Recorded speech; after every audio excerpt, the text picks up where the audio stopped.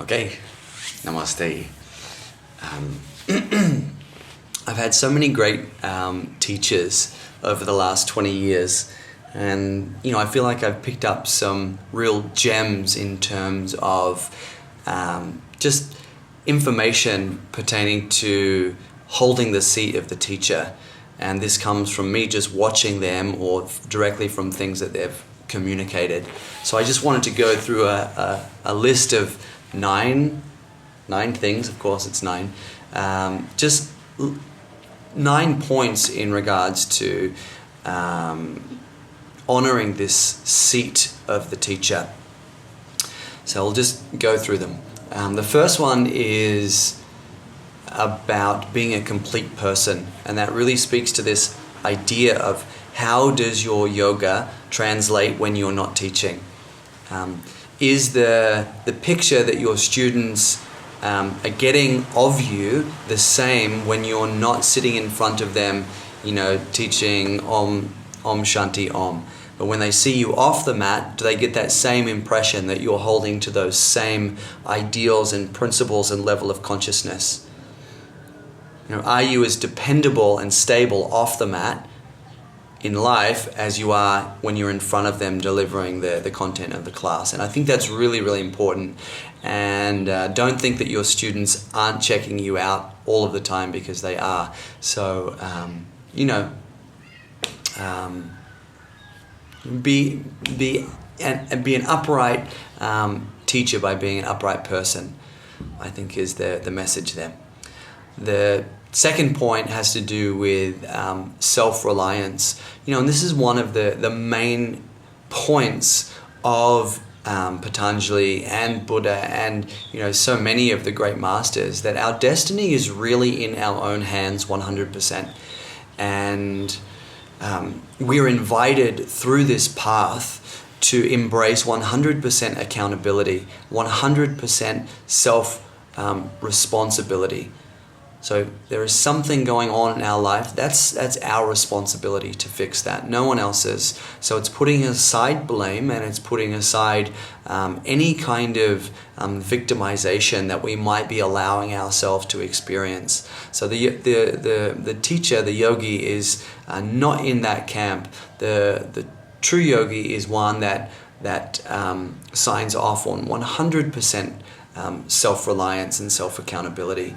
So have an explore of that and see if there are any gaps in terms of self-reliance in your life, and figure out what you can do to set those things straight. Point 3 is just be deep. Don't be a lightweight. Like this, what we're doing is, it's not atletica. It's not gym. It's not aerobics. It's not something, even to calm the mind and heal the back or whatever. This is the ancient science of soul remembrance. So be deep, and offer that depth to your students, and don't be afraid to offer that depth. Now, at times you may have to portion that depth out, but that's different than diluting the teachings or watering them down. So let's be clear, this is a spiritual science, and let's honor the tradition by offering it in that light. The fourth point has to do with integrity. There's 4 points under this fourth statement of integrity. The first one has to do with speech. And I think the best way that we can cultivate more integrity in our speaking is by honoring the 4 gates of speech. And this is something that I learned from Yoga Rupa.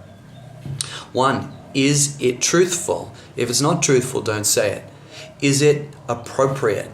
Is what you're about to say appropriate? Is it necessary? Just because we think it, or just because it's the best comeback ever, or just because it's witty, or just because it is true, it doesn't mean that it is necessary. The third thing is it timely? It might be appropriate to say that. It might be very necessary to say that thing, but do I need to say that right now in this situation, or can it wait 5 minutes? Can it wait 5 days?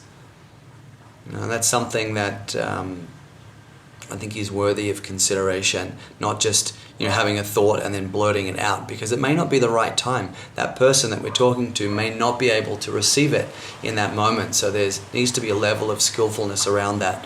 And the fourth thing is it kind? Is what I'm about to say imbued with kindness? Our boundaries can be firm, but they can also be done in in a kind of kindness. Just because something is firm, it doesn't need to obliterate an essence of kindness within it. So again, it's truthful, appropriate, timely, and kind. That's point 1 of 4.1, speech. 4.2 has to do with boundaries as a yoga teacher. Have really strong boundaries, like ridiculously strong boundaries. It goes without saying, never fuck your students. Like, that is just the absolute pits of yoga, of yoga teaching. That is just such a bad situation. So avoid that like the plague. And I would strongly recommend avoid any kind of flirtation, be it flirtation that is acted out, or even flirtation in the mind, in terms of thinking about certain people in your class. Have a very, very disciplined mind. If a thought starts to come in a certain direction, maybe someone who's attractive, cut it off immediately. Do not let that thought come out of your brain.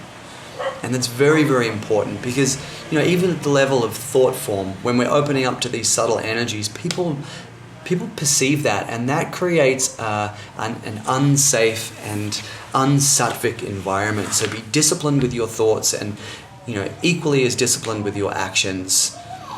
In the same way that a doctor would never ask for a patient's contact details after a checkup, as yoga teachers, we don't want to do that either. We don't want to set that example for our students, because that's really not okay. So be very, very clear with your boundaries as a yoga teacher. The yoga world really needs that right now, because there's so many examples, past and present, of that not happening.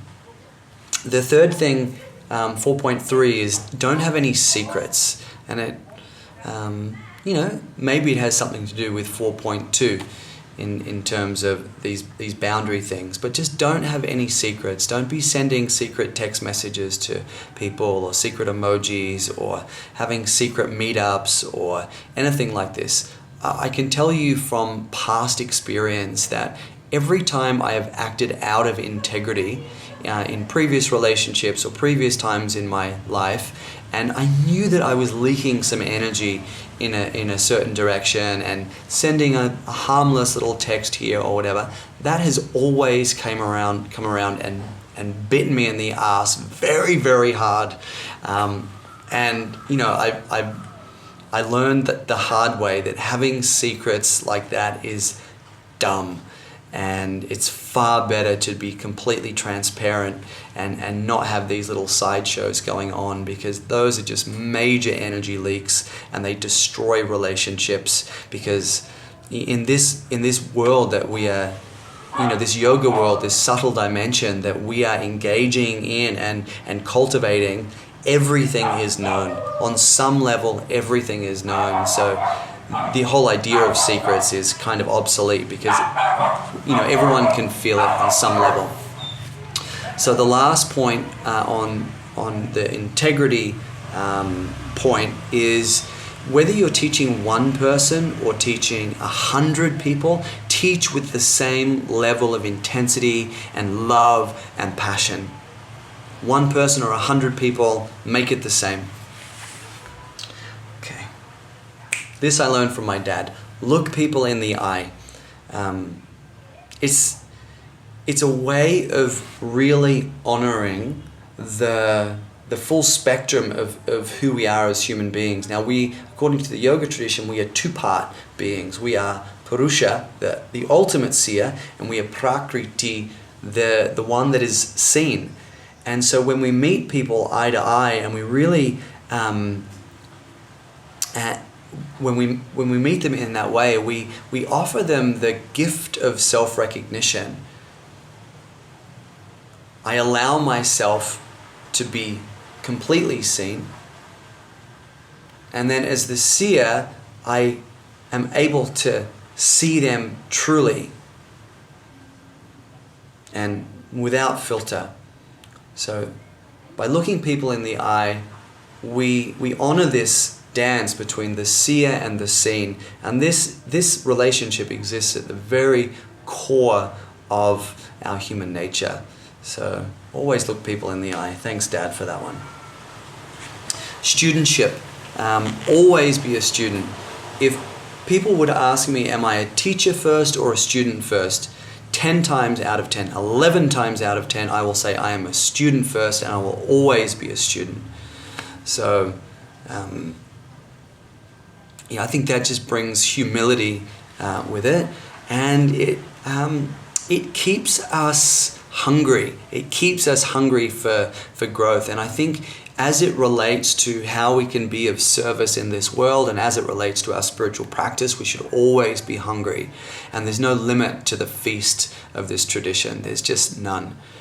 So it's never going to get to a point where we could really say, well, I've just eaten everything that there is to eat on this table, because that's never going to happen. The menu is endless and it's all incredible. So never stop learning. And also on that, let your study be fueled by your own desire to evolve and expand and grow, not fueled by a desire to teach. Yes, you're going to teach some of the things that you study and learn, but ultimately your study should be fueled by your own desire to grow as an individual on your own yoga journey. Point number 7. I think it's just about honoring tradition. I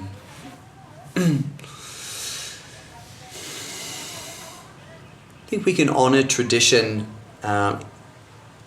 firstly by really practicing. I think our own dedicated self-practice is one of the best ways, maybe the best way to honor the tradition. And one of my little, what do they say, bee, one of the bees that I have in my bonnet. I don't know if that's the right way to say it, but I think you get my point. It just it churns me a little bit when people claim to belong to this tradition or that tradition, but I know they aren't practicing with intensity. They are not practicing with full, wholehearted commitment. They're kind of riding the coattails of the tradition. Oh yes, Sri Vidya this. Look, it's written all over my Instagram account. But when it comes to, getting up at 4:30 or 5 in the morning and actually putting the hours in on the mat and on the meditation cushion, they're nowhere to be seen. And I know some people like that, and that pisses me off a little bit. If you're going to claim the tradition, great, do it, but then live up to it and earn the right to really put that across your heart or on your sleeve, because it's not a joke. It's something very special to belong to a tradition. So if you're going to claim it, then walk that talk, basically. I think another way we can honor the tradition is just to find ways to honor our teachers as well. I never want a student of mine to get the impression that any of these teachings come from me, because none of them come from me, not a single one. And I want to make sure that that's the message that I'm communicating by saying, hey, this isn't my stuff, this is my teacher's stuff, and it's his teacher's stuff.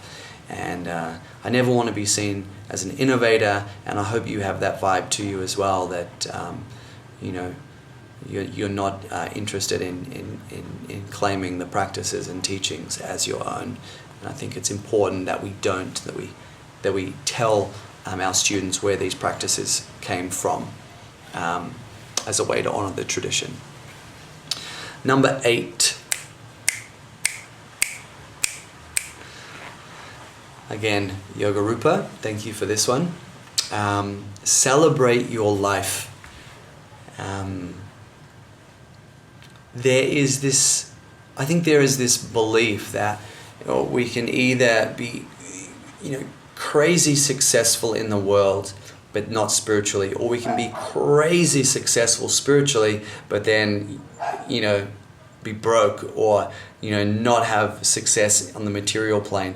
What Tantra says is that we can believe and we can live in a way that expresses the idea that both are possible. We can delight in the world and we can delight in the spirit, and they do not have to cancel each other out. And when we live both of these paradigms with, equal joy and equal abundance, and with equal proficiency and success, then we actually give credibility to yoga. When people see us, thriving in meditation, but also thriving in the world, that's gonna change people's minds about yoga. And I think that will help shift it out of this space of it's just exercise, or it's kind of hippy dippy, it's not very deep kind of. And I think these two playing fields are where a lot of people's minds go to when they think about yoga. But if we can show them that actually by doing practice correctly and by thriving in practice, we can become much more successful in life. I think that gives credibility to yoga, and that's gonna change the many people's minds about what yoga is. So celebrate your life on and off the mat. That's the second last point. And the last point is just to always remember to be humble. And I just want to finish with this quote from Panditji. I know a lot of you have heard it before, but I just love it. So this is from Yoga Rupa, his teacher, Panditji. The only time someone should know you're a yogi is when you are either practicing or teaching. Be humble enough as a yogi to be just like everyone else and only ever relate to your yoga internally. So in other words, just be cool. Just be like everyone else. There's so much spiritual egoism in the yoga world these days, where I've been to these yoga festivals and there's just cliques within them, and like, who are the cool kids? And that's what I love about both of my teachers, both Yoga Rupa and David as well. They're just so fucking down to earth that they can relate to everyone and meet everyone eye to eye. Meet them in conversations, whether it's lofty spiritual conversations or just very, mundane worldly conversations, whether it's a 5-year-old or a 95-year-old, they can meet them just with just as much humility and just as much humanity. And I just love that about them. They're not... neither of them are wrapped in malas or, this kind of thing. It's easy to look like a yogi. That's one thing. But what Panditji is saying in that quote is, forget all that. Just be a regular person and just be a good person, and let your yoga come alive on the inside.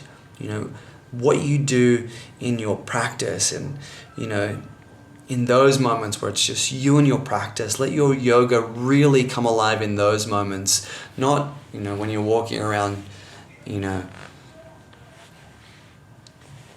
Canggu or wherever, the who's who of yogis. Just be simple, be ordinary, be casual, be kind, be humble.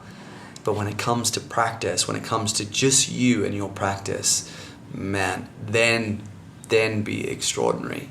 When it's just you and your practice, then be extraordinary. Really go for it and be something exceptional on the inside.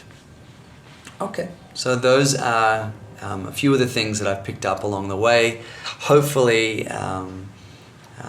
they feed you and nourish you, maybe inspire you in some way to become a greater teacher than you already are, and a greater version of yourself.